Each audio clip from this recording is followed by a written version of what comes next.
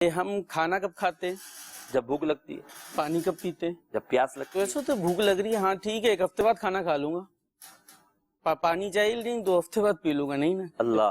اللہ تعالیٰ نے پیدا ہوتے ہی یہ نظام رکھا کہ آدمی کو بھوک لگتی ہے تو دودھ کا انتظام رکھا اور اس کے مطابق غذا رکھی. بچے کو جیسی غذا مل سکتی تھی اس کے مطابق غذا رکھی. اسی طریقے سے جو ضروریات اس کی تھی اس سے متعلق جب وہ چیز چاہیے اسی وقت اسے وہ پرووائڈ کی جائے گی. اب جب وہ بالغ ہو گیا، اب اس کے ساتھ ایک چیز آ گئی نا، تو اس کو پورا کریں.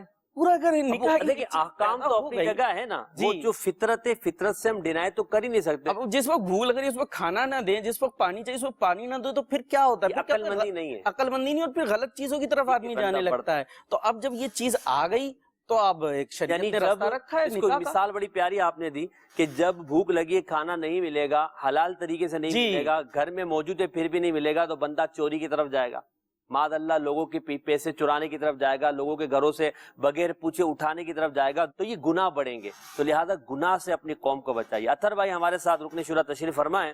حضور ہمارا موضوع ہے شادی مشکل کیوں؟ دوسرے الفاظ میں کہیے کہ بھائی شادی آسان کر دیجئے.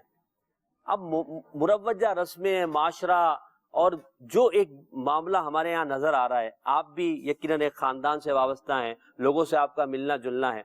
ہمارے یہاں پیدا ہونے والی رکاوٹیں، جو مشکلات ہیں شادی میں اور رسمیں جو ہیں، اس پر آپ کیا کہتے ہیں اور ہم شادی کو آسان کیسے کر سکتے ہیں؟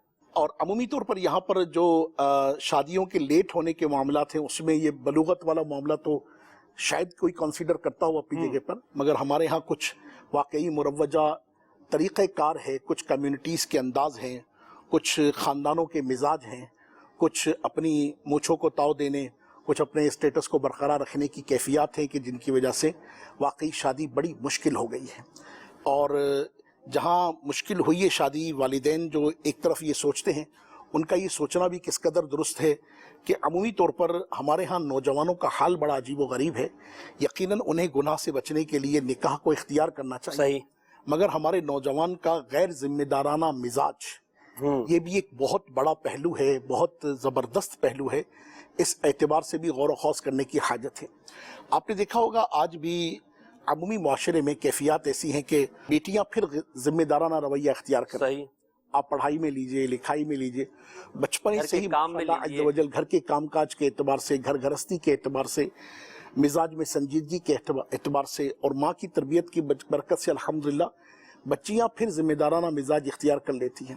مگر نوجوانوں کی ایک بہت بڑی تعداد ہے کہ جو ذمہ دارانہ رویے اختیار نہیں کرتی ہے، اور ذمہ دارانہ رویے اختیار نہ کرنے کی وجہ سے بھی والدین ڈرتے ہیں کہ جب یہ خود اپنے آپ کو نہیں سنبھال پا رہا تو پھر آنے والی یقیناً یہ امتحان ہی کا باعث ہوگا. تو نوجوانوں کو ذمہ دارانہ رویے اختیار کرنے چاہیے. صحیح. یہ مفتی صاحب دیکھیں، والدین کی جانب سے جو لیٹ کی وجوہات ہیں اس میں تو ایک بہت بڑی وجہ یہی ہے جو اطہر بھائی نے بیان کی کہ خود اولاد کا غیر ذمہ دارانہ رویہ، خاص طور پر لڑکوں کے حوالے سے.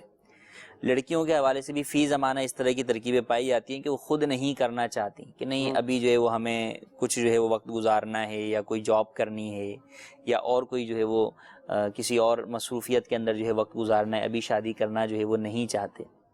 لیکن جہاں پر یہ کہ والدین، اولاد بھی ذمہ داری کا مظاہرہ جو ہے وہ کر رہی ہے، یا ذمہ داری کا مظاہرہ بھی ایک بہت ہی سمجھیں کہ وسیع سا جو ہے وہ ایک مفہوم ہو گیا. جب ہم شریعت مطہرہ کے دائرۂ کار کی طرف لے کر آئیں تو وہی بات کہ وہ حقوق کی ادائیگی پر قادر ہو. ٹھیک ہے.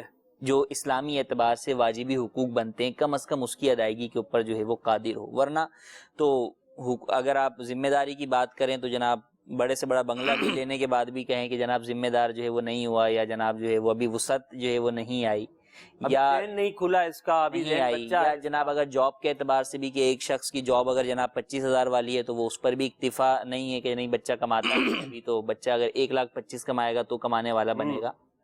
تو یوں بھی جو ہے وہ مختلف فرق جو ہے وہ ہمارے معاشرے کے اندر موجود ہے.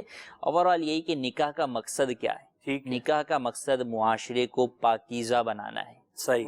اس مقصد کی طرف جب جائیں گے تو پھر بہت ساری چیزوں کے اندر آئے گا کہ ہم معاشرے کو پاکیزہ بنانے میں گھر کی پاکیزگی سے اس کی ابتدا کریں گے. ٹھیک ہے. تو گھر میں اولاد کو جلد از جلد جو ہے وہ پاکیزہ ماحول دینا، ان کی نظروں کو پاکیزہ جو ہے وہ نظر بنا دینا، صحیح، کہ وہ غیروں کی طرف نہ اٹھیں، جو کہ نکاح کے مقاصد کے اندر سے حدیث طیبہ کے اندر بیان کیا گیا۔ جی، جب اس چیز کی طرف آتے ہیں تو اس سے بہت ساری جو ہے وہ چیزیں واضح ہو جاتی ہیں کہ اگر یہ چیز مقصد ہو، فقط پیسہ کمانا مقصد نہ ہو، یا جو ہم نے انویسٹمنٹ اولاد پر لگائی ہے اس کا وصول کرنا مقصد نہ ہو، صحیح، تو پھر جو والدین یہ سوچیں گے تو ان کے وہ جو ہے وہ اپنی اولاد کے جلد نکاح کی طرف جو ہے وہ بڑھیں گے اور وہ اولاد کا جلد نکاح کریں گے۔